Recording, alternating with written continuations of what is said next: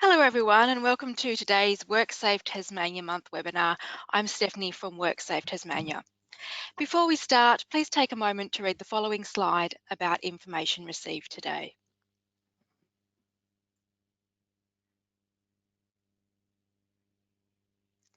To interact in today's webinar, please use the control panel to type and submit your questions throughout today's webinar. Today's webinar is being recorded and only presenter webcams will be used. It is now my pleasure to introduce today's presenters, Lauren Kerrison from Tasmanian Chamber of Commerce and Industry and Wendy French from Talking About. Lauren began her career in manufacturing as a worker before moving into work health and safety. She has worked in injury management and workers' compensation as the employer representative for the majority of her career and understands and has experienced many of the challenges employers face. Wendy has extensive and unique experience in providing mental health, suicide prevention and suicide postvention education and support in numerous businesses and communities around Australia. She is also a sought-after speaker and has presented at numerous national and international conferences and forums. Wendy has been recognised nationally for her work as the 2017 recipient of National Life Award for Excellence in Suicide Prevention, Community Development, and here in Tasmania as the 2016 recipient of the Tasmanian Government's Life Award for Outstanding Contribution to Suicide Prevention. Wendy has worked with many industry enterprises to build skills and literacy supporting good mental health. Welcome, Lauren and Wendy. Hi. Thank you, Stephanie. I'll kick off then. So I'm only just starting the first 5 minutes and then handing over to Wendy just to quickly take some businesses and those that have attended through Head for Work. So I'll just ensure that I can change the PowerPoint. Oh. Okay, so Head for Work. So we all need a mentally healthy and safe workplace, and creating a mentally healthy workplace is everyone's job. So not just the business owner, not just the managers, it is the employees and everybody's job. Head for Work is an online training tool that will help workers, supervisors and managers know how they can reduce workplace mental health risks and support themselves and their co-workers when concerns about mental health arise. Head for Work is 100% online. It's available 24/7. There's over 40 videos and 100 checkpoints available. And basically a business will register and then they can send out links to managers, supervisors and employees, and they all get different levels of access. Head for Work is broken down into 3 steps, and these 3 steps will help to improve the workplace mental health. So the first step is to know what you don't know. So by completing the interactive quizzes, you will identify any skills or knowledge gaps you might have about your workplace mental health. So I've got a screenshot here of what that could look like. So these are examples of 3 quizzes, and you can see next to the star where it says required, it says for everyone. So everyone at every level would be issued these quizzes, and then depending on their level, whether they're a manager or a supervisor, they would be given a different level of quizzes as well. So basically you send these links out to your employees, supervisors, managers, and then they will do the quizzes available for them. Step 2, you'll get a personalised learning experience. So Head for Work can then point you to their extensive range of videos, checklists and links specific to what you need to know depending on your quiz results. So again, another screenshot here of the video. So if I took this from my own account when I was having a bit of a play around. So from my quiz results, it's giving me these videos to review. Now, once I've watched these videos, it'll give you another multiple choice at the end. So then the next step would be for the business or participant, step 3 would be to resit only the questions you missed. So after you get the feedback about the questions that you've answered, if you're getting any incorrect, it will give you an opportunity to go back through any relevant quizzes and videos and then have another go, which is always really great. But what's good for businesses is it'll give you a snapshot of your organisation's risk profile. So on the staff level, manager level, all of the different levels within your organisation. Again, here's a screenshot example. So you can see this business on a management dashboard. So as a manager, you can log in and see this. You've got 10 users that you've issued access to, and 6 out of 10 of them have completed the quizzes and videos, all 1 to 3 steps. And it also gives you an average of attempts. So you've got green, 1 to 2 attempts, orange, red, etc., etc. You can see on the bottom 2 on the right that it says out of 3 users. So that's an example of 3 managers being issued, management level access to Head for Work. So here's just a bit of a snapshot of what you'll get as a manager if you decide to use Head for Work. And thankfully the pricing, so it's free to all registered Tasmanian businesses, thanks to the WorkCover Tasmania board. And anything out of Tasmania requires a quote by emailing Head for Work. But if you just pop into Google Head for Work, it will come up and you can register as a business. I will hand over to Wendy now, who can talk a little bit more on how to create a mentally healthy workplace. Great, thanks Lauren and Stephanie. Welcome everybody, and thanks for signing in today. I'm just trying, there we go. I hope everybody's got a cup of choice, a drink of choice, and that you're nice and comfortable. It's quite a topical subject really, isn't it? Mental health at work. I guess if I ask this question, I'll get there in a minute, there we go. Do you want your workers to be thriving, healthy and safe? Hopefully there's nobody watching that would say no to that question. But unfortunately, the research and the evidence is stacked against you. If we have a look at some of these statistics here that tell us 1 in 6 working age Australians have a mental illness, and 1/6 of the population at any time are experiencing a mental health problem, such as worry, sleep problems, sleep deprivation, fatigue, mental illness, or so forth. A recent workplace survey showed that 74% of people felt unduly stressed at work. Now, that's problematic because 90% of mental disorders are attributable to mental stress. And 25% of workers currently take time off each year for stress-related reasons. 6% of all workers' compensation claims are as a result of mental stress. So it's costing Australian business a lot of money, $10.9 billion a year. Now, interestingly, in that same workplace survey, 52% of managers believe that they would never have to manage somebody with a mental illness. So given those statistics, that's pretty unreasonable. It's an unreasonable expectation. Psychological injuries, as we call them, have become a major concern in Australian workplaces due to the negative impact that it can have on individuals, and the costs associated with long periods away from work are more typical with mental health claims than they are with physical. So creating a mentally healthy workplace, it makes good business sense, basically. Also, can you think of anything internally or externally that doesn't involve your brain in your experience? It's pretty hard to do, isn't it? So if your brain is affected, and we're going to look at how that works with mental health, then that can have significant impacts on a person's life. So maintaining good mental health in the workplace, it's really the human thing to do. Plus, it's a legal requirement. It's law. This is a concept we're all pretty familiar with now, isn't it? But, it wasn't always so. Some years ago now, I was state manager of a national recruitment organisation. Before I worked in mental health, I spent some years in recruitment. And we were working through a labour hire organisation where we didn't actually have physical control of our workers on site. And we weren't, we know that we have that responsibility. And our workers blew out. So we knew we had to scramble fairly quickly. We had to put processes in place to manage safety at work. So we've got this down pat. We wear our PPE, we encourage people to look out for hazards, to identify hazards, assess the risk and so forth.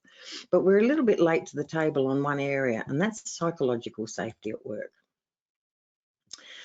There is a workplace health and safety legislation says that steps have to be taken to ensure that the working environment doesn't harm an individual's mental well-being or aggravate an existing condition. So just as we have learned to implement safety measures around the physical, we also need to be mindful of what risks there might be at work that might impact on a person's mental health. And we need to have measures in place to mitigate those risks and to then manage illness as it occurs for mental as we do for physical. So in your workplace, do you know what to look out for? Do your managers know how to recognise if somebody's struggling and how they might respond to that? So today we're going to talk about a few strategies that you might find helpful to do that. Some of the broader areas of legislation that we need to be aware of that are really germane to managing mental health at work. Sorry, I'm just playing with my system here. Some of the relevant legal areas. Sorry, I lost my presenter's thing there, Stephanie. I'm not quite sure why it's not progressing, but here we go. Okay, thank you. So those four relevant areas of legislation: Workplace Health and Safety Act, privacy. As a result of Privacy Act, when a worker discloses that they have a mental illness, this information shouldn't be disclosed without a person's consent. You can only use that information for the purpose for which it was disclosed. So again, letting people know that can be really beneficial. It can encourage them to speak up if they need to let them know that there is help available and that their information won't be disseminated without their permission. The Disability Discrimination Act, that applies to psychological injury or illness the same as it does to physical. And the Fair Work Act also has provisions to, I guess, provide support for employees against any adverse actions that might result as a result of mental illness. So there are four areas of legislation that you do need to factor in. So when we understand mental health, and we can understand how we can better manage it in the workplace. So before we do that, I think it's important that we're on the same page, that we understand what do we mean by mental health versus mental illness. So today we're going to look at some of those factors. Just struggling a little bit with this response, but we'll get there. There we go. Okay, so these are the topics that we're going to look at. Mental health versus mental illness, a bit of an overview on that. Mental health at work, what does that consist of? What does it look like, and how do we manage that? And looking at the factors that need to be in place for us to manage recovery at work, should we have an employee who does suffer a psychological injury or illness, and then how do we manage that return to work, and how we encourage self-care, which is vital. So well-being is a term that we speak of, and well-being is more than just the absence of illness. It's about feeling well and able to meet those challenges in life as they present. The World Health Organization, or researchers that contribute to the World Health Organization, they tell us these are the 7 domains of well-being, the things that we need to have in balance to feel well and strong and healthy in our life. Academic and career, where you learn, where you earn, how safe and secure and supported do you and your employees feel in that space. Physical well-being is important. Social connections. Environmental, where you live, where you work, where you grow. Financial well-being is also a big part of it. It's very hard to feel well mentally if you can't put food on the table or pay the bills. Spiritual well-being, that really relates to what connects you to something that gives your life value and meaning and purpose. And today what we're going to talk about is mental well-being. Now, quite often we go along in life, we forget to self-reflect and think about how we're traveling. There's a little tool here that I'm bringing up that, I'll just take that backwards. So you can see that, a little self-test. Now this is available to you if you'd like to download this. This is a little 2-minute self-reflection test that you can download directly off my website on the resources page, and you can see that there on the screen, and I will put it up on the last slide for you. You can encourage your employees to take this test occasionally. It's a good way, it's a good tool to use to introduce the topic of mental health to your teams in the workplace, team meetings, safety meetings, asking them to self-reflect and score themselves on a scale of 1 to 10 in the last week on each of those 7 domains, if 1's being not so great and 10's feeling terrific.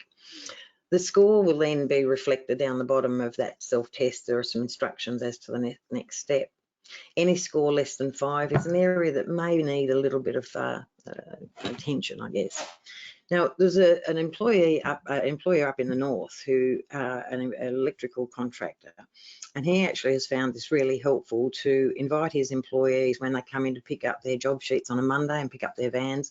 They do a quick 2-minute self-test with the encouragement that if there's anything that comes up for them that they'd like to talk about, the management are open and available to discuss it. So that can be a really valuable little tool for you to implement the topic of mental health into the workplace and have your teams reflect regularly on how they're travelling. These are the creeks and gullies that feed into our river of life, and we need those to be in balance. You're not going to get 100%, but we want to aim for as close as we can. So again, poor mental health, not everybody who has poor mental health has a mental illness. But differentiating, when we talk about mental health, that's often where our mind goes. But just as physical health is different to physical illness, so too mental health is different to mental illness. Mental health simply means health of our mind, but it's more than just being in our mind. The brain is also involved when there's a mental illness. So looking after our brain and our mind, all is one. So we can have good health, just the same as we do with physical health. Everybody has mental health. It can be good health, it can be poor health, or it can be illness. Poor mental health, that's pretty common. You know, we all go through tough times in life, those adverse life events that come at us, sometimes one after the other.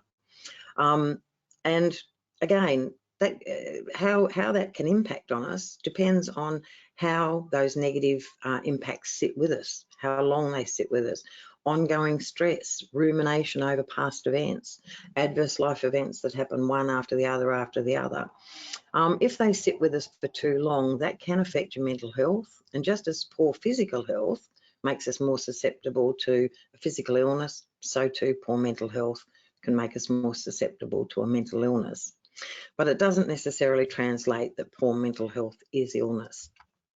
A mental illness is actually a diagnosable health condition, and it involves changes to emotions, to thinking, to behaviour. It's a lot more prevalent than people realise. At least 1 in 5 people in any year will be affected by a mental illness, and at least 45% of us in our lifetime will experience at least one episode of a mental illness. Some of the more common mental illnesses that we see in order of prevalence, you can see there on the screen. Anxiety disorders are the most prevalent. Approximately 14% of the population at any given time are experiencing an anxiety disorder, followed by depressive disorders, substance use disorder, around about 5% of the population. Bipolar disorder, probably about 1.8%, and schizophrenia at 1.5%, a lot less frequent. Sometimes also it's possible for a person to have more than one disorder at a time, and there are a number of reasons for that. If the person, for example, with substance use disorder may also have an underlying depressive disorder and anxiety disorder, both disorders need to be treated just like any other illness. They are two separate illnesses, so they both need treatment. Now, there are only 3 health professionals who can diagnose a mental illness. Can you think who they are? If you said clinical psychologist, a GP and a psychiatrist, you'd be right. They're the only 3 health professionals who can actually diagnose a mental illness. A psychiatrist and a GP, they're both medical doctors first, and then a psychiatrist goes on to do many more years of study. They're the only 2 health professionals who can prescribe medication. A clinical psychologist can diagnose the illness, but they're more likely to work with therapy than they are with medication. And that, you know, I always say psychotherapy, physiotherapy for the brain. Mental illnesses can vary in severity. They're unique, like every other illness. It's unique to the person experiencing it. Severe in some cases, mild in the other. For some people, it's transitory. For other people, it might cause psychosocial disability requiring long-term ongoing support. The problem is with mental illness, there's no blood test yet that we have that can say, yes, this is a specific illness. So the diagnosis process can be quite a drawn out affair, because the symptoms for a lot of these mental illnesses can be similar, but how they affect the person will vary greatly over a period of time. So sometimes the clinician will need to observe the person for that period. And again, as an employer, that can prove challenging, because you may need to support an employee through that diagnosis process. can be quite ramifications there for the workplace. There's no single pathway into mental illness, and likewise there's no pathway out. Treatment regimes will vary from person to person. So just to break down what actually happens when somebody's experiencing a mental illness in a very simplistic way. What you're looking at on the screen there, that's a representation of what we all have in our brain. Fine little invisible strands called neurons. We each have between 80 to 100 billion of these invisible strands that transmit and receive messages, and they utilise the chemicals that we create in our body and electrical impulses in order to transmit and receive those messages.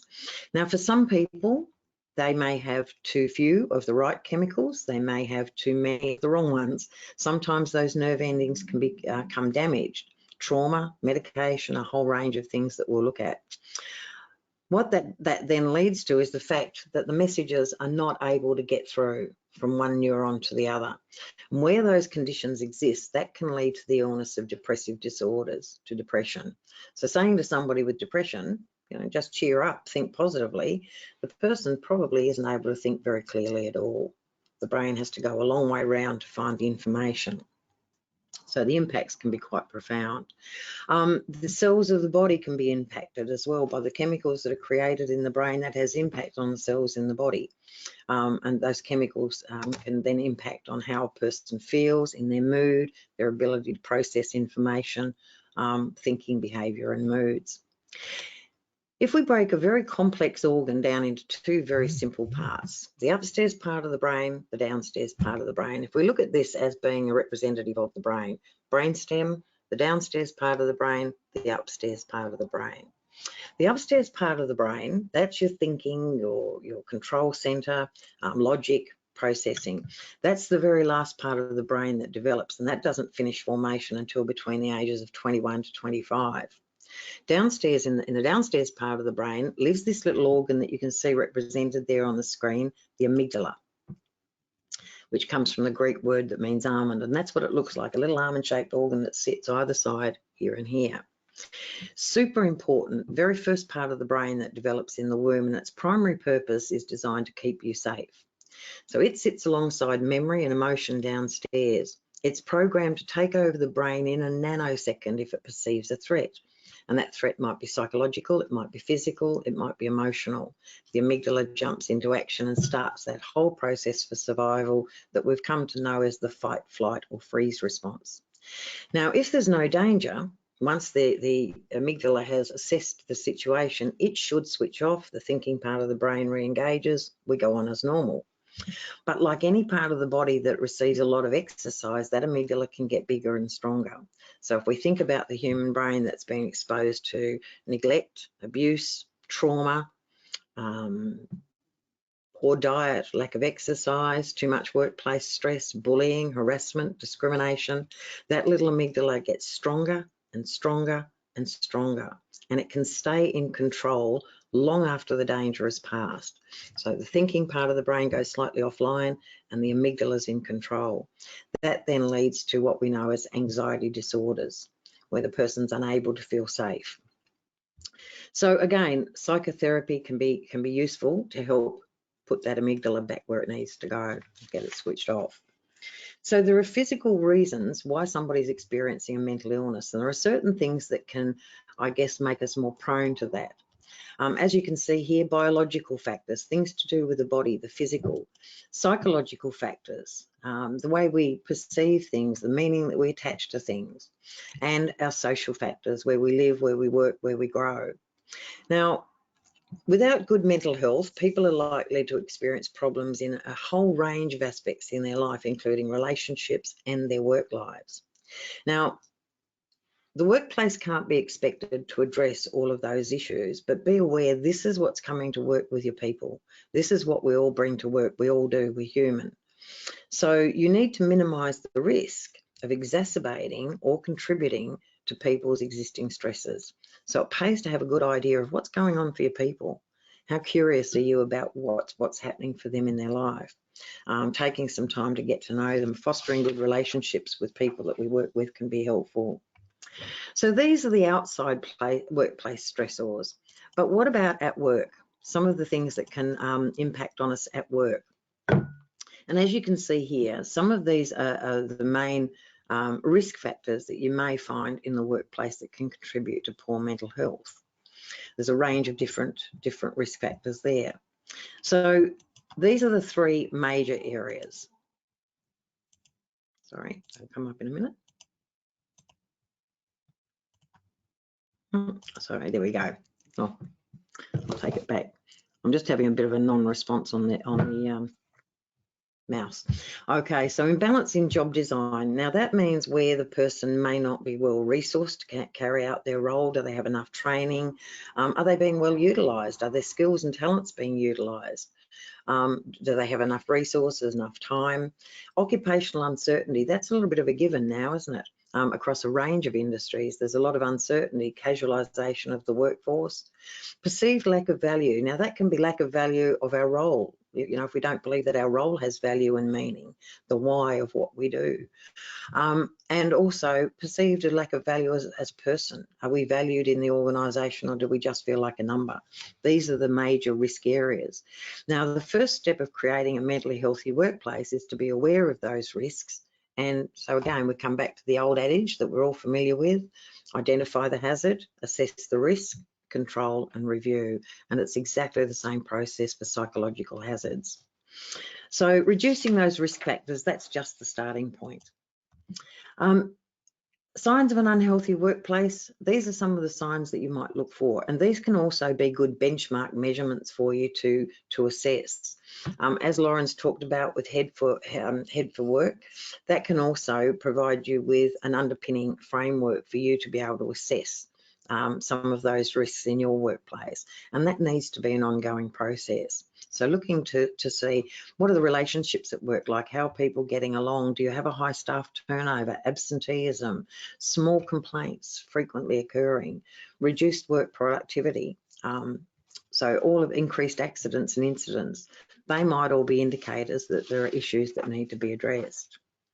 For small business, the pressures and the stresses can be quite unique as well. Generally, small businesses have fewer people, resources or time to manage those resources, so manage those challenges, I should say. So again, making sure that you're aware that those factors exist, and what can you do. Some things you can do to mitigate, some of the risks we have to manage. They're going to be inherent in what we do, but it's being aware and then making sure that we do as much as we can to mitigate those risks. The impact on employees, where poor mental health, how it can impact on employees. As you can see there, quite significant impacts across a range of factors in the workplace. Difficulty concentrating, remembering, taking longer to do tasks. So that can lead to a really big drop in productivity. Presenteeism, we talk about absenteeism, but presenteeism can also be a big safety factor when people turn up to work but their mind's not on task. So again, we need to be mindful. So poor mental health can have a big impact on performance and productivity if people don't take time off when it's needed, or if they don't feel that they're properly supported at work as well. So how many of you have or are aware of a mental health policy in your workplace? Currently, only 2 in 5 workplaces in Australia have a mental health policy. And it's quite important that you do. As you have a policy that determines how you're going to manage physical injury or illness in the workplace, that needs to extend to cover how you're planning to manage psychological injury or illness as well. And can sit within that same policy. It doesn't have to be extensive. You can start small. But if you're developing a policy, senior management, you need to gather relevant data. What are some of the risks in your workplace? How do you propose to mitigate those risks? What are the impacts on your business?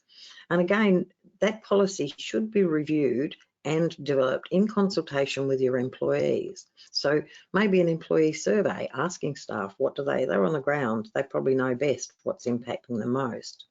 Your policy should be written in plain English, making sure that you register in there who's responsible, who's accountable for carrying out actions and procedures, just the same as you do for people when they have a physical injury. Let people know that your policy's there as well. You know, a lot of policies, they get written in the beautiful language and then they go into a folder up on the shelf. That's no good to you at all. Letting your employees know, we have a policy. Should you become unwell, this is how we manage it. This is how we can support you. And that can also be a great way to encourage employees to come and talk about their mental health sooner rather than later. We want to be able to get in front of the curve and address these things before they become big issues. So having a policy and letting people know about it is really, really important. From a 2019 workplace survey, this is what employees tell us that they want. This is what they're looking for. So thinking about how can you make that happen in your workplace. Reducing stigma around mental health is vital. Literacy about how to obtain and then maintain good mental health. Rather than waiting to manage illness, let's make it possible for our people to understand how they can take control of their own mental health and maximise that. If you have an employee assistance program, do your people know about that? Do they know how to access it? And do they know that it will be private? So many workplaces have these things in place and staff don't know.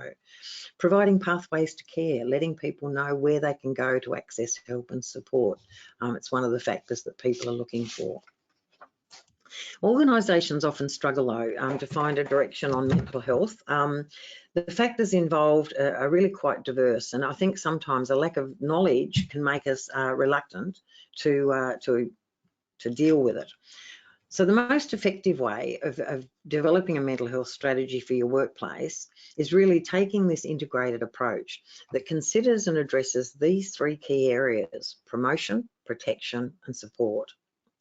So and again, it doesn't need to be huge, but having an integrated approach to mental health in the workplace means that you're covering all your bases and that your approach is effective in promoting the benefits of good mental health, good health and safety. It's a safety issue, and I think we need to firmly put it into that bucket.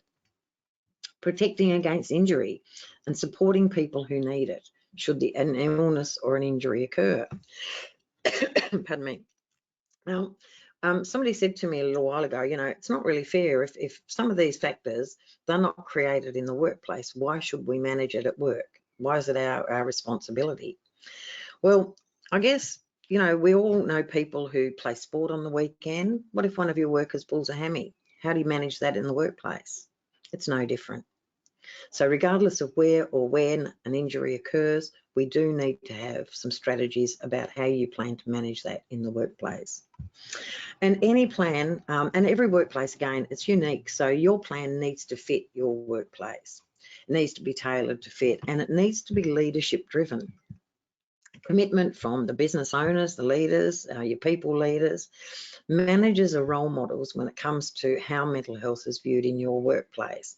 So it's really making sure that they are upskilled and know how to address those matters as well.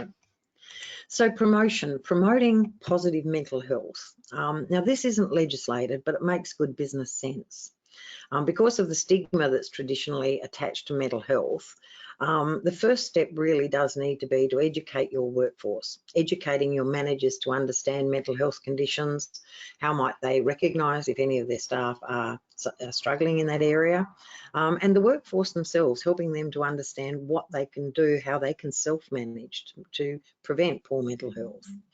You know, we find generally people aren't really reluctant to come and say if they need time off to go to the dentist or to the doctor, but they're quite often not so open about speaking about their needs around managing their mental health. And we need to make our workplaces available to let people know, pardon me, that they can come and talk about mental health the same as they can physical health. So again, posters around the workplace, leaflets, newsletters, making articles available, making mental health a part of your safety meetings, introducing those self-check-ins can be a really good way to do that. How many of your workplaces have first aid officers? I'd suggest most. How many of you have mental health first aid officers? I really would like to see those numbers increase, not just because I train in mental health first aid, vested interest, but It is valuable, and I can guarantee that your mental health first aid officers will use those skills far more than they ever will the physical first aid skills, because psychological cuts and scrapes and injuries are much more prevalent. So it's something that we need to, I guess, keep on promoting. Culture starts at the top. Employees won't believe that you genuinely care unless every manager also demonstrates the importance that you place on mental health. So regular promotion means that it's easier for staff to talk about it and talk to you if they are struggling. Priorities for preventing harm. Again, identifying those risks. What are those risks in your workplace? How can you mitigate those, or how can you work around those? What could happen if your workers are exposed to those risks? And again, discussing with your staff the issues that might affect their well-being. They may or may not be work-related, but a lot of people don't really realise either that, you know, things like healthy eating, diet, exercise all play a part in mental health the way they do in physical. Ask your staff, how is your current approach working? What's working, what's not? Checking in with staff at a personal level at the start of any one-on-one meeting, that's really important. And particularly if that involves performance management or disciplinary process. Are there any underlying health concerns that might be impacting on that person? Looking at job design. You know, are people well resourced to do the work that you're asking them to do? Do they have enough time, enough resources, enough skills? Are you utilising all of their skills? Are they able to do more than is being asked of them? So making work meaningful, reviewing workload, these are some things that you need to be aware of, and these are legislated and mandated for the workplace, just as they are for physical safety.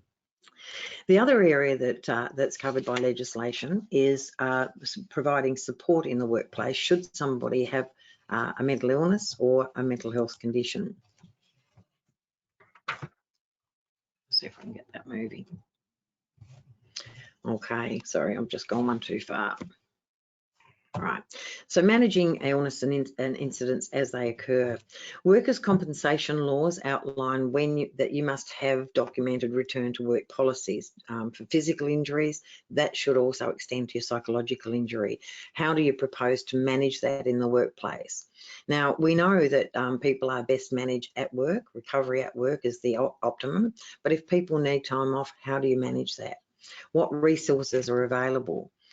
Are your managers able to assist in identifying workers that may be struggling, facilitating early assistance where it's needed, and again, being active partners in the recovery at work or return to work if a person needs time off. Training staff to nip it in the bud, to recognise it early and get in front of the problem. Supporting partial sickness if absent. So again, the person may not need to take a lot of time off. Maybe it's only, maybe we can drop to part-time hours, offer some flexibility. We should be able to talk about depression the way we talk about diabetes in the workplace, and it's up to us as managers and leaders, business leaders, to make sure that your people are comfortable and able to do that. So, you know, letting people know, okay, if you have an illness, this is how we'll manage it. This is what we can do to support you, and hopefully before it's needed. Now, sometimes because of possible fluctuations in mood and ability to process job-specific activities that go along with mental illness, employees can often display difficulties at work, and that can often lead to performance difficulties. So the key might be a change in typical behaviour or a drop in performance. So your performance management process might actually identify a mental health related issue, and that might dictate a change in pathway. Sometimes there is a need to balance performance management with mental health support, and the two can go hand in hand. But your leaders and your managers need to feel confident that they can manage that. So the more literacy they have around mental health conditions, the easier those conversations can be to have. And we need to rule out, before you undertake any disciplinary or performance process, is there an underlying health issue, physical or mental, that might be impacting on that employee? Now, just a bit of a shameless plug, I do run a 4-hour managing mental health at work course, and as part of that we do look at recovery at work, and we work through these flow charts. The positives of work: we want to encourage people to stay at work where we can. There's an old Maori saying that says work brings health. And work is beneficial. We know that to physical and mental health. Periods out of work can exacerbate mental health complaints because people can feel isolated, they can feel forgotten and purposeless. So where we can, we want to encourage people to recover at work. And again, your managers will play a vital part in that recovery. They should be provided with the appropriate training, the tools and the resources to be able to manage that comfortably. But where the person does need time off, then again, there needs to be developed return to work plan in place, ideally before the person commences their leave. So where the person's going to, you're looking at a recovery to work process, there are really the two I guess concepts that come down to the legal crux of managing recovery at work. Whether the employee can meet the inherent requirements of their role.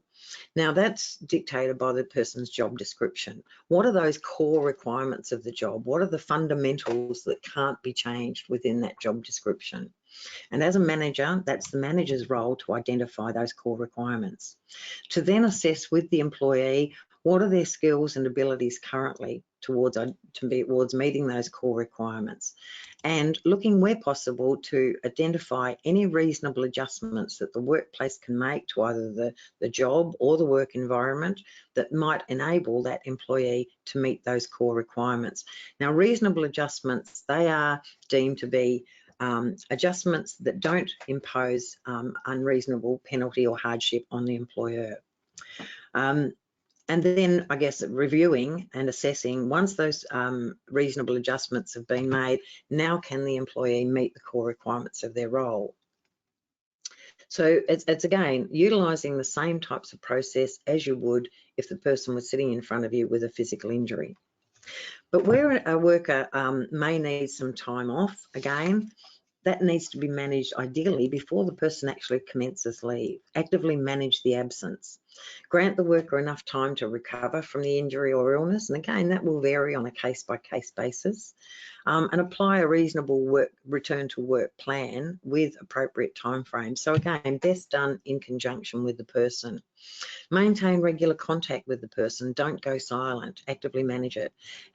What's going to happen when they come back to work? Talk about that with the person. Agree with the person who else might need to know.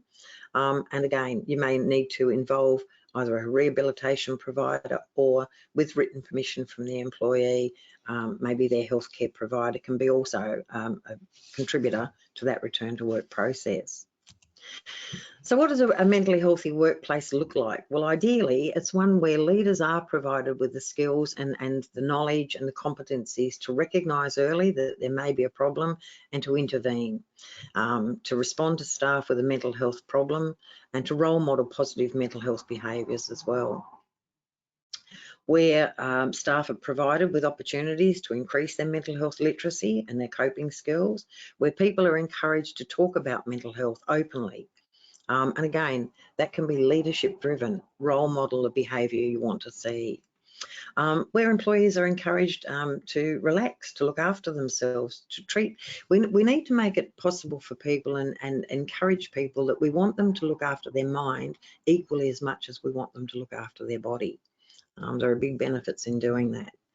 So a mentally healthy workplace where people feel good about coming to work, where they're provided with skills and knowledge, where people are encouraged and supported, pays very, very big dividends. Where referral processes are in place, when you know where to refer to next, that can take a lot of the stress and the pressure out as well. Now, again, on my website, I do have available, and you're free to go in there, the printable PDFs. You just go into the resources page, and there is a useful contact sheet there that has some of the 24/7 numbers that you may be able to download, print out, and have available to pass on to employees should you need to. But again, looking at self-care is really important. Maintaining our own well-being, yours and your employees. Taking 5 every day to look after yourself. Finding ways to connect and develop relationships around you. To keep on learning. When we learn new things, we get shots of helpful hormones that make us feel good. So trying something new, learn more about something that interests you. Staying active, moving your body. When we move our body, we secrete serotonin, which is a mood enhancer, and it helps to reduce pain. So benefits all around. Taking notice, how you feel, what's right with you, what's right with your life, how are you traveling? And again, checking in regularly through that self-assessment test can be a good way just to check in. And lastly, giving. Doing something nice, even the smallest act of kindness can help. So I challenge you all, find somebody doing something, try and catch somebody doing something right in your workplace and tell them about it. Paying a compliment, it'll make you feel good as well as them.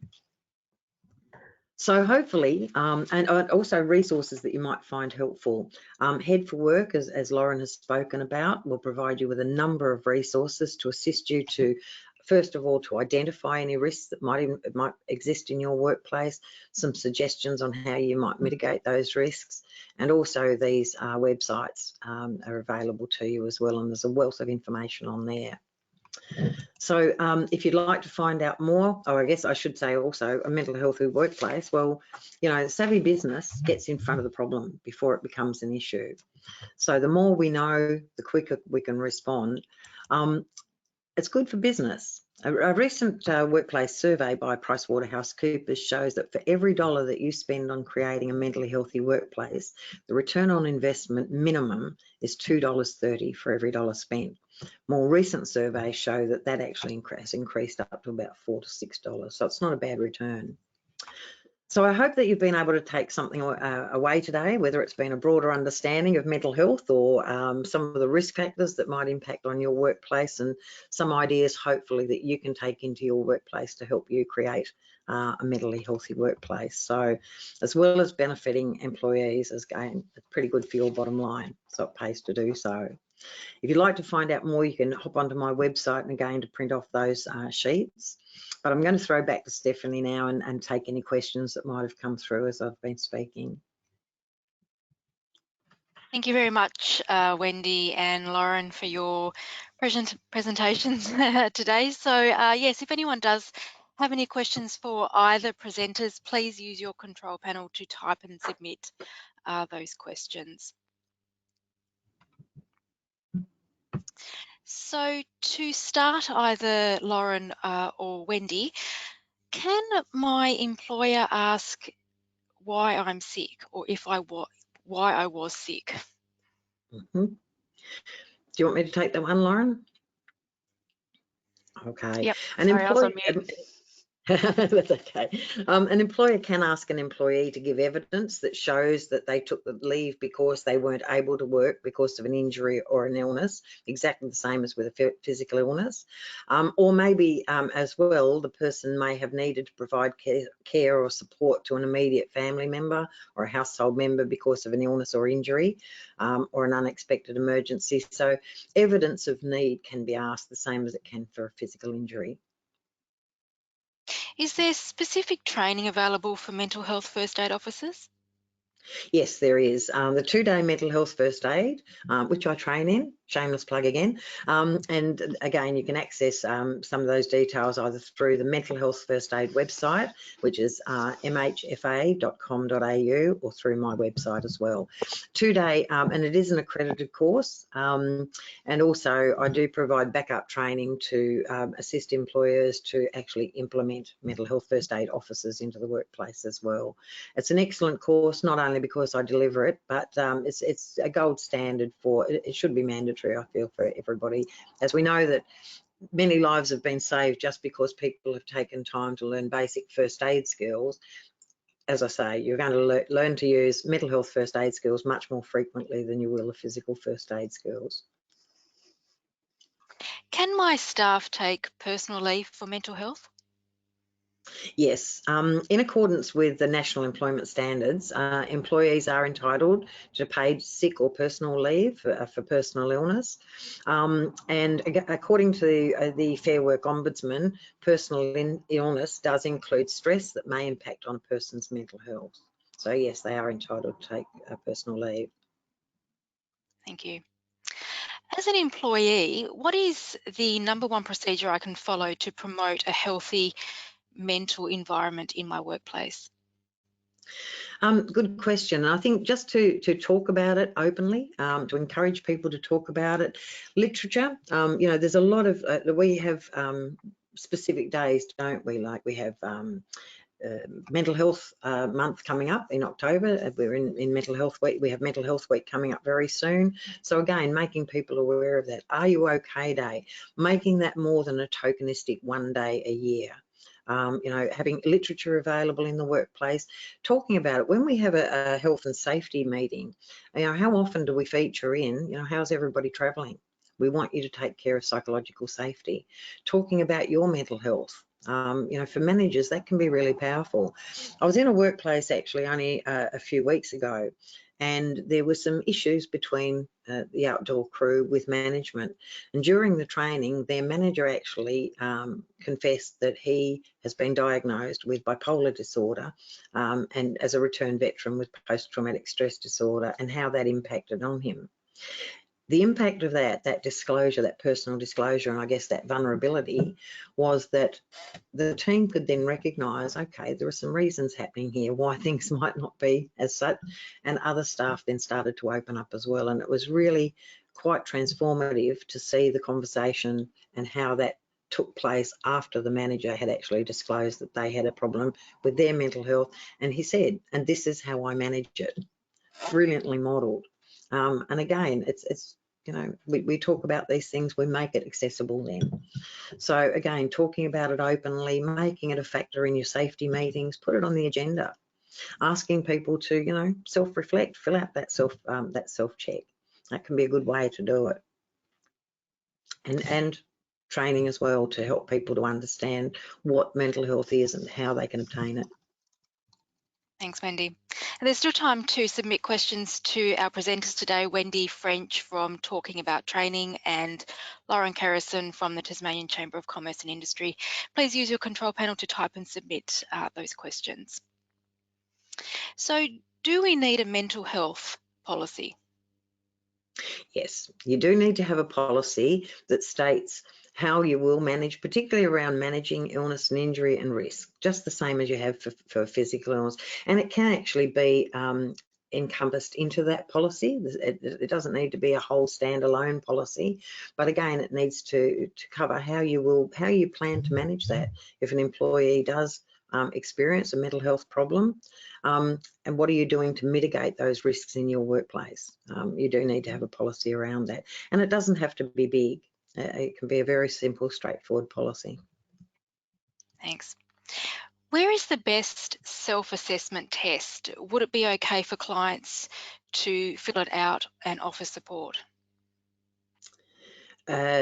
There are a number of different ones. As I say, on my website, there's a very quick, easy one there. There are more definitive tests, and I mean, you know, we're not talking about that self-test is not a diagnostic tool, but it is simply just a self-reflection tool. There are online diagnostic tools that people can find, and headtohealth.gov.au does have some really useful sites where people can go to do self-determination and self-check-ins to actually look at whether they may have enough criteria to obtain a diagnosis of a mental health condition. Thanks. If I take leave due to a mental health reason, is my evidence, doctor's certificate, required to list the reason? Is my employer allowed to ask that reason? Lauren, can I throw that one to you? You're probably more across the law on that one than I am. If you're using your personal leave, you only need to have a certificate from a GP that says you're fit for work, I believe, if I'm understanding the question correctly. But if it's got information on there about a specific condition and it impairs the work that you do, then they have a right to ask, I believe. Was that what the question was? Yes. Yeah, I think the other factor there is, again, it comes down to safety. So if you're aware, just as we have a mutual obligation under workplace health and safety law, if the employee is aware that their mental health condition may be exacerbated or brought on by conditions at work, they do have a duty of disclosure under the workplace health and safety legislation to be able to work safely. But otherwise, no, not necessarily. Just an unfit for work is usually adequate. All right, thank you. Can your boss ask, ask that question, Would a mental health policy sit under the banner of an organisation's work health and safety suite of policies? Yes, it does. Because again, under the Workplace Health and Safety Act, the safety that's talked about there, that encompasses psychological safety as much as it does physical safety. So again, if we take the word psychological out of it, does your employer have an injury? Do they have an illness? Health is health. You know, the word mental just simply responds to factors that affect the brain, and fundamentally the brain's just another part of the body. So it's a holistic thing, isn't it? Health is health, illness is illness. So it's exactly the same processes. So it falls within that legislated framework. Thank you. How can we differentiate between work pressure and stress? It's a good one, isn't it? You can have that, Wendy. Look, it's individual.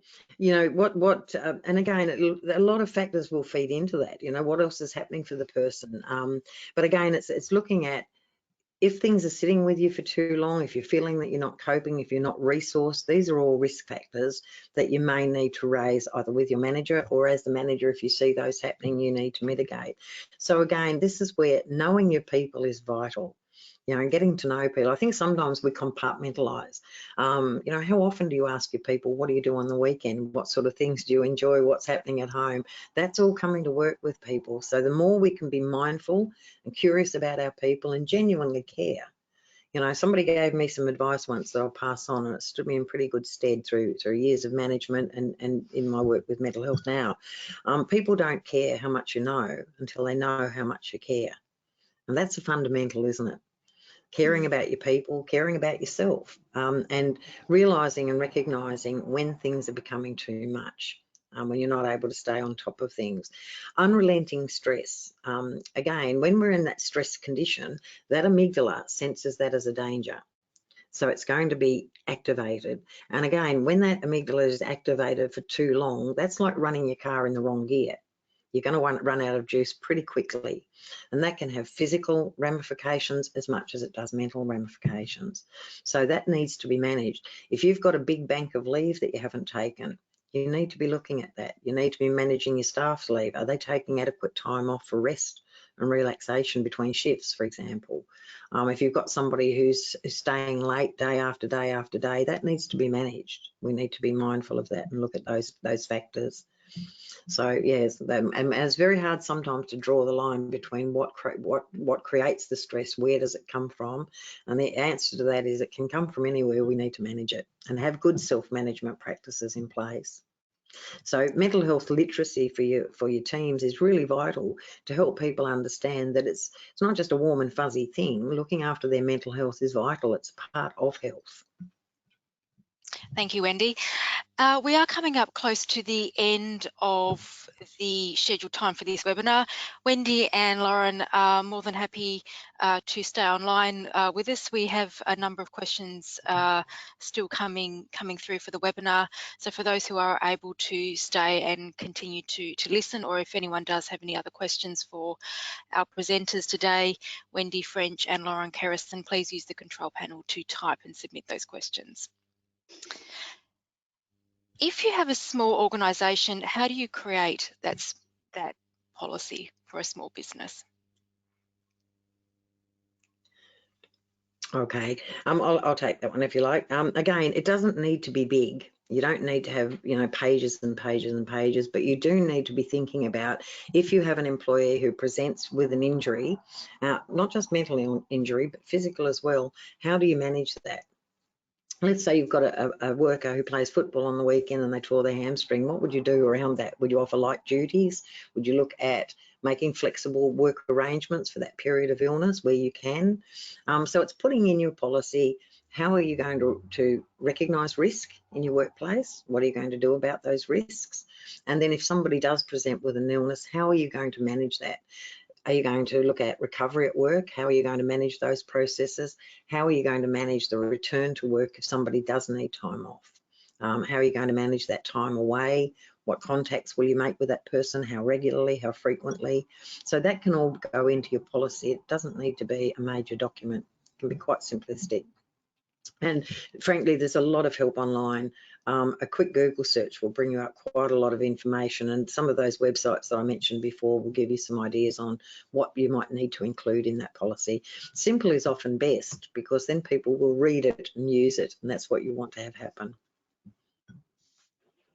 What suggestions do you have for enhancing personal resilience? Education. Education's key. When we understand what's going on, we've got more control over how we manage it and what we do about it. And resilience, you know, well, resilience is one of those words, isn't it? We hear it a lot. Resilience is adversity's gift. When we overcome challenges, we grow, we learn that we can.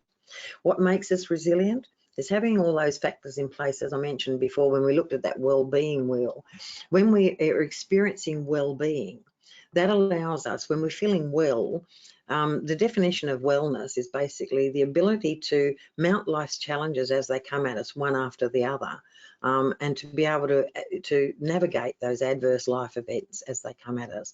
So having those 7 domains of well-being as much in balance as we can, that helps us with our resilience. So it's being aware of those factors and tapping in and pulling the pin when we need to step back a little bit. You know, there's an old expression, and I don't know if it's true, so don't try it at home, just in case it's an urban myth. But it's said that if you put a frog into hot water, it'll jump straight back out. If you put a frog into cold water and slowly turn up the heat, it'll sit there until it nearly boils. And like I say, it might be an urban myth, and I'm pretty sure it is, but you get the analogy. And I think sometimes as human beings, we can be a bit like that frog. We can take on more and more and more, and we just keep on doing and keep on doing. So self-reflection is really key. Understanding yourself, you know, in that take 5, learning to recognize when things are getting a little bit too much for us, and knowing some strategies that we can pull back and put into place to manage that. That's really, really the key to resilience, is maintaining that balance as much as we can. I'll just add to that, and you pretty much finished on that, Wendy, but with resilience, I think you do need to build those fundamental foundations there, but also have a workplace where there's a good work-life balance, you know, good fatigue management in place, good fitness for work. So there is a degree of resilience that people do need to build as part of their job, but also not just overloading them like that frog analogy there. Yeah. Thanks. If an organisation isn't aware of why somebody is taking time off and not disclosing why, what is the best way for a company to be able to support somebody returning to work? If an organisation is having time off? If the person's having time off. If the person having Do you want to take that one, Lauren? Well, I misunderstood the questions. Sorry. So if someone's having time off without disclosing why they're having time off? Yes. Yes. Well, yeah, you can go with that one, Wendy, sorry. Yeah, okay. There is no onus on an employee to disclose a mental health condition unless there's a risk to them or another person. And if that risk to them is by being at work, the workplace may exacerbate that condition, then they have an obligation to disclose. But again, we can't force that. But by making, I guess it comes down to trust, doesn't it? And the more we can build that trust before the person becomes ill, by asking questions, by being curious, and by making it very apparent that mental illness and mental health is taken seriously in this workplace, that if you're not traveling well, you can come and talk to us. Like I mentioned, the electrical company that has their people fill out that self-assessment every Monday, the turnaround and the reduction in absenteeism since they started implementing just that simple process has been quite dramatic, because people now know that they can come and talk about things. They don't have to bottle it up. They don't have to hide it. There's no blame. There's no shame. We just want to support you. We want you to be well, healthy, and productive. And again, that can be helpful. But again, talk to your employees. It's got to be done in collaboration. What do they think they need? So these are, and again, remembering it's a workplace, we still have KPIs that have to be met. Those core requirements of a person's job have to be done. So how can we assist this person to do that without necessarily knowing? We don't really need to know. Our job as managers is really to identify issues and then to help the person to address those issues. So what might be necessary in order for you to achieve X? What do we need to do to support that? What can we do to support that? So do that in collaboration with the person, but letting them know that if there's a mental health issue at play here, we're happy to talk about it with you, that there won't be any you know, shame or blame attached to that. That's vital. Thanks. If the employee does not disclose the cause of their mental health problem, how is the manager supposed to support them appropriately? I guess the answer there is that we need to come at it from a safety aspect as well, to let the employee know what their obligations are to maintain their own safety, that they are bound by workplace health and safety legislation, but we can't force that disclosure. So again, it is just offering that opportunity to look at reasonable adjustments that can be made within the workplace and work within that without necessarily knowing what's going on, but offering those opportunities. And you know, it's interesting because reasonable adjustments for a mental illness are often a lot less onerous and a lot less costly than they are for somebody with a physical injury or illness. Sometimes it might just be adjusting deadlines, or you know, adjusting a person's workstation, where they work, the location, how work's delivered to them, how instructions are given, those sorts of things, but asking the person. But again, with the eye firmly on the fact that at the end of the day, it's a workplace and the work has to be done. What are the fundamental core requirements of this role? How can we help you to meet those requirements? That's really the obligation. All right, thank you. We have a few more questions to get through. Anyone who is unable to stay on the webinar with us, the webinar is being recorded, so please head to the WorkSafe Tasmania YouTube channel at the end of WorkSafe month to review this webinar or any other webinars that we are running this WorkSafe Tasmania month. And Wendy, you also mentioned templates in your presentation. Best way for people to get to those presentation is to head to those templates, is to head to your website? Yes, www.talkingabout.net.au and head to the resources page, and they're printable PDF documents. You can just print and download those straight away. Thank you. Is there a good starting resource for a workplace to begin the process of creating a mental health policy? I'm newly employed as a work health and safety consultant for a large national organisation, and we don't have one. I'm likely to get a better result when I suggest we need one if I can provide some resources. Sure. Lauren, do you want to take that one? Yeah, well, Wendy's already given a number of resources that are available just by a simple search, but you can find templates for those policies and procedures online pretty easily. And you're correct, if you're going there with a problem and a solution, it's a little bit easier to get some buy-in, and you can say, look, as part of the work health and safety legislation, we've got some psychosocial hazards, and here's a policy and procedure that we can put in place. It's already, you know, a template online that we can cater to our business. The Human Rights website has some really good clarification around some of those issues for you as well. So that might be a really beneficial one for building your evidence base, I guess. Thanks. Is it the employer's responsibility to provide psychological support under EAP? Is it the employer's responsibility? Yes. I believe it's not legally mandated that somebody has an employee assistance program.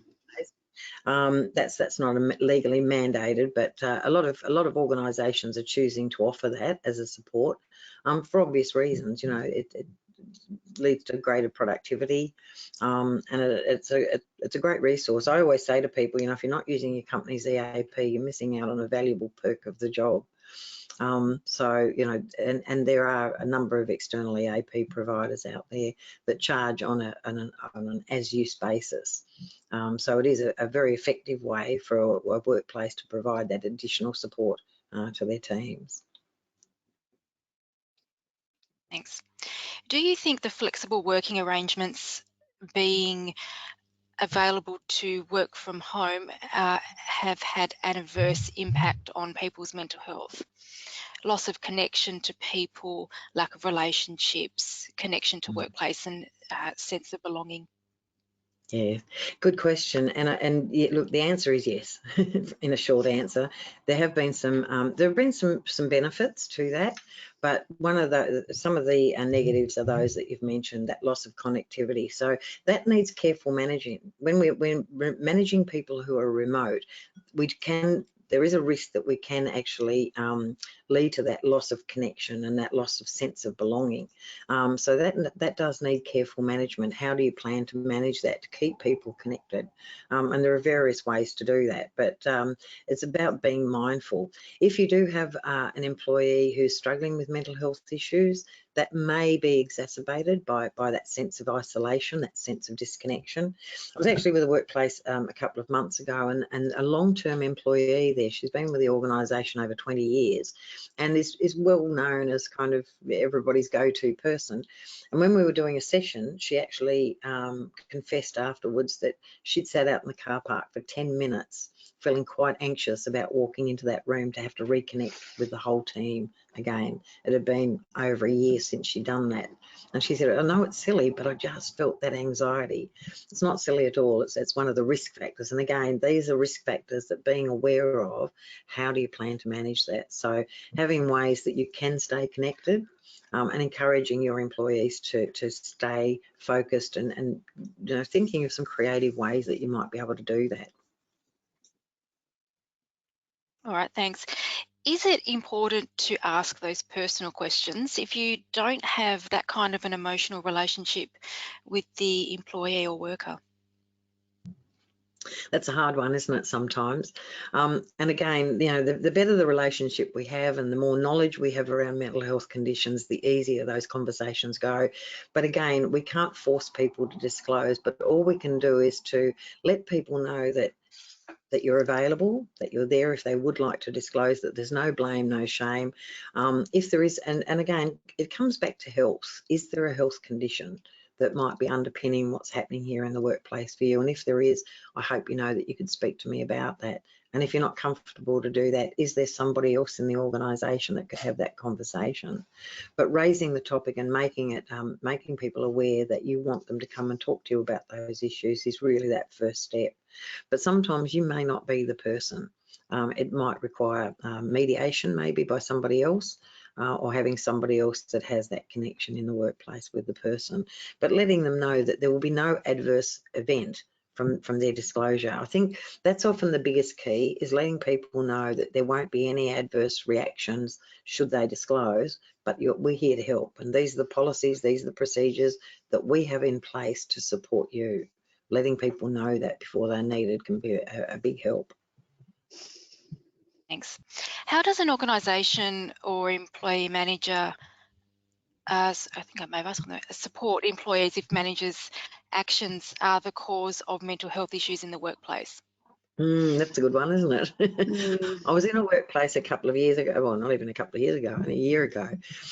A rather large employer here in Tasmania had spent significant amount of money in creating a mentally healthy culture at work. There was a big change process, but they forgot to tell everybody. And I went out to one of the remote sites where they had a high incident rate, high absenteeism and very high staff turnover. And not long after commencing the session, the site boss sat back with his hands behind his heads and said quite clearly, well, it's okay for you to come out here and talk about this stuff, but I've got to deal with the nut jobs. Not great. So we just saw $2 million worth of change management out the window with that statement. How many of his staff would be, do you think, inclined to come up and confess if they were indeed struggling with their mental health?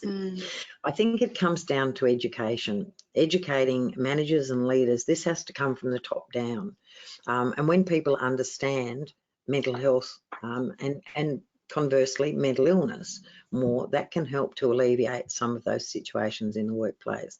Again, shameless plug for mental health first aid. I've seen some absolute turnarounds where people have come in very skeptical, don't believe in this, to I've actually been able to make a difference in someone's life. Now I understand what's going on. So education is the key. I think education really overcomes ignorance in those situations. I've attended those sessions with Wendy for being a mental health first aider as well. And I think there's just people a bit scared to talk about it, especially in men as well. And I think when you attend these sessions, it's actually quite simple. It's just like physical first aid. You're not going to be diagnosing them with, depression or any illnesses at all. It's just the initial contact. You're going to just be that person that's going to listen and then, point them in the right direction. Thanks, Lauren. Thanks. If a staff member is continually not performing a task that has been asked, how can the manager deal with this on a one-to-one level instead of involving all staff all the time? Again, it comes down to relationships to a degree, doesn't it? But having a conversation with that person to investigate, is there any circumstances that might be leading to that? And again, taking it outside the workplace, because we know that issues at home are going to come to work with the person. So you can ask that question, is there any health condition, physical or mental, that might be impacting on your ability to do that? And then working with the person, and again, identifying what is that requirement that's needed, and looking at putting in place some plans to help that person achieve that goal, just the same as you would with any performance. And when we talk about performance management, sometimes performance management and disciplinary procedures can mean one and the same thing. They're not. They're very, very different. Performance management aims to increase the performance for the person. So you may need to, and again, that might need to run in tandem with mental health support. So how can we support you? What might we need to do? And again, letting the person know that they don't need to disclose unless there's a risk. However, this needs to happen. What can we do to support you to have that happen? And then document. That's really vital as well. But put that plan in place and then have a review time down the track. But letting the person know it's not about it's not a punitive situation here. This is about supporting you to achieve that outcome. But you do need to address it, and address it openly and authentically and honestly with the person, and offering them the opportunity to disclose.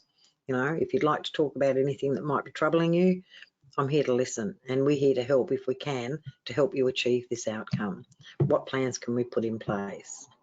Sometimes, even with every reasonable adjustment, and again, this comes down to management, sometimes you may need to make the call that even with all of the reasonable adjustments that are possible, maybe the person is no longer able to meet the requirements of that role. So that might require redeployment or sometimes termination, just as it would with physical illness that might impact. Okay. How do staff shed light on a policy that forces staff to do nothing or speak up only to be then silenced due to breach of contract? Lauren, do you know, I might throw that one to you, Miranda. Can you repeat that one? I'm just trying to...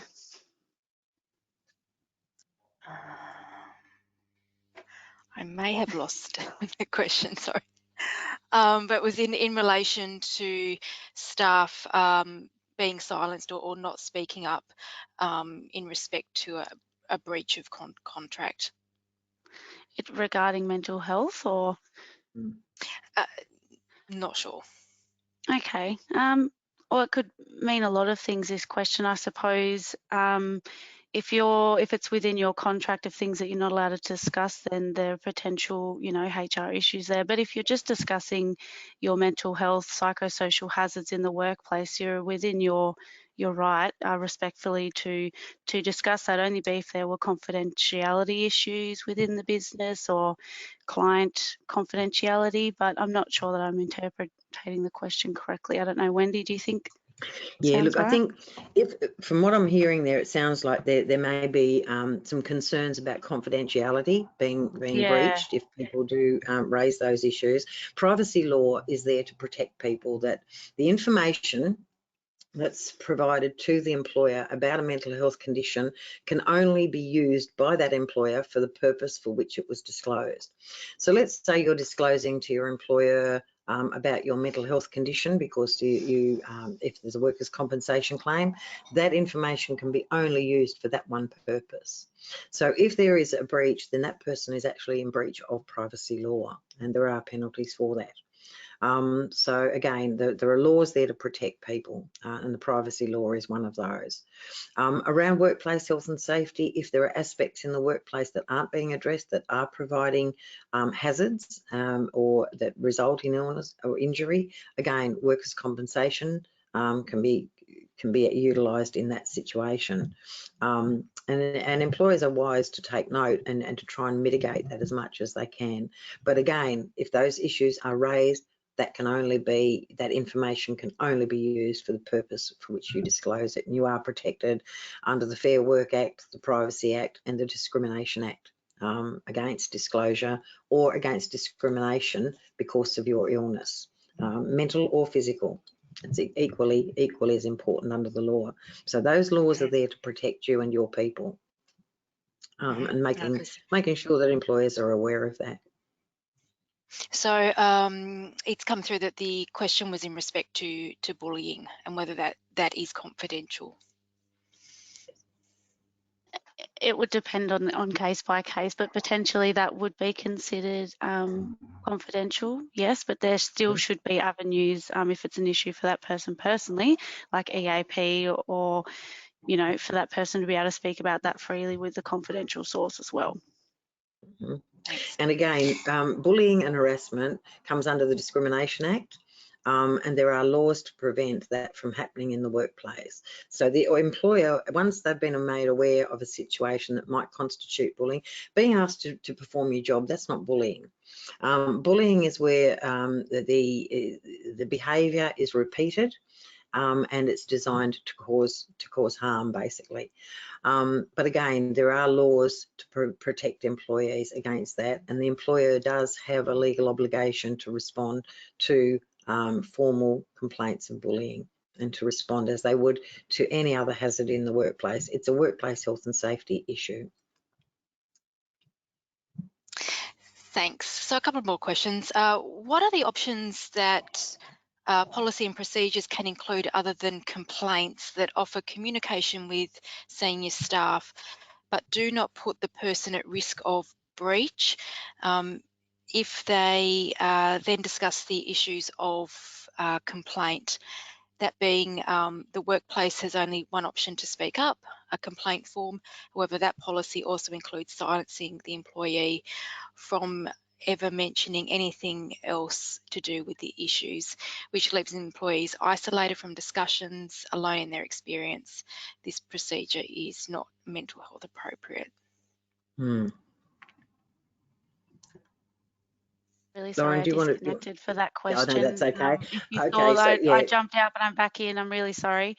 No, that's all right. It sounded a little bit like there might be a situation in the workplace where a policy is actually contraindicated to the legal requirements. And if that's the case, the law takes precedence every time. So there is no law that would allow an employer to silence an employee who feels that a workplace has contributed to poor mental health or to exacerbate an existing condition. So law will trump policy every time. Policies need to be drafted and crafted within the framework of the law. Yes, and there are also resources like WorkSafe, TAS, so you can contact them and their business advisors or work health and safety advisors and myself as well if you've got any concerns in that space. All right, thank you.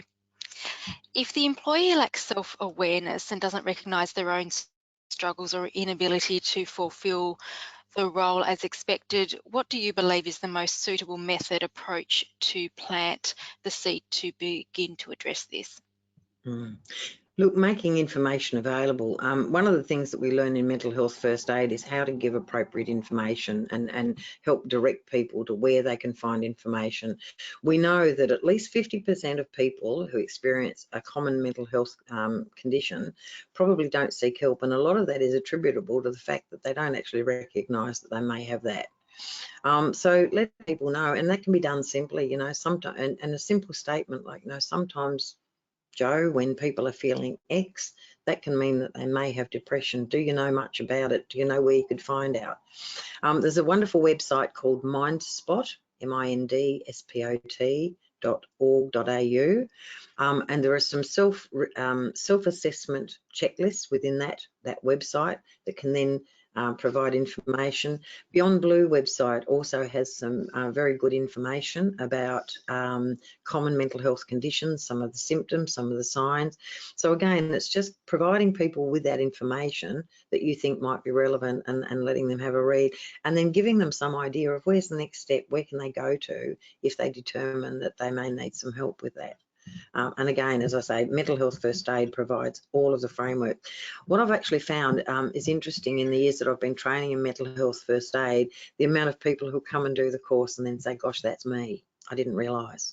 Now I understand more about it. I actually recognise that maybe I need to get some help with that as well. So that's where, again, training around those issues can be really, really valuable. Thanks. Finally, is it common practice for a single manager to hold full control of all and any client complaints, especially if the complaints are about the only person who gets to read the complaint? That's a bit of a tricky one, isn't it? That is a tricky one. If it's the business manager or owner, it's the feedback that they're receiving for the business. They're within their right to collect that, yes, but they should be sharing those results with the employers. I'm not sure it's necessarily an obligation, though. Would you believe it would be, Wendy? No, I don't believe it's an obligation. No. However, if there is punitive action because of those complaints, then there may be a requirement to make that information available. So I think it would be a fair and reasonable expectation that evidence of if there's a complaint and the employer is taking action because of that complaint, then there may need, there would be a reasonable expectation to require some evidence of that complaint before that action is applicable, I guess, or legally able to be taken. All right, but thank you very on much. a case-by-case basis, I don't think they need to make, there's no legal imprimatur that says they have to make that available to you unless they're taking some punitive action, and then you're within your rights to ask for evidence. So that brings us to the end of today's webinar. So thank you very much to our presenters, Wendy French from Talking About Training and Lauren Kerrison from the Tasmanian Chamber of Commerce and Industry for their presentation today, which is part of WorkSafe Tasmania Month. We are still continuing to run in-person and online events throughout October as part of WorkSafe Month. Please head to worksafe.tas.gov.au to find out what's happening around Tasmania. WorkSafe Month is also an initiative of the WorkCover Tasmania Board, delivered by WorkSafe Tasmania, and is also run in conjunction with National Safe Work Month. So again, thank you to our presenters and thank you to everyone for attending today's presentation. It has been recorded and will be made available after WorkSafe Month on WorkSafe's YouTube channel. Thank you. Thank you. Bye, everyone.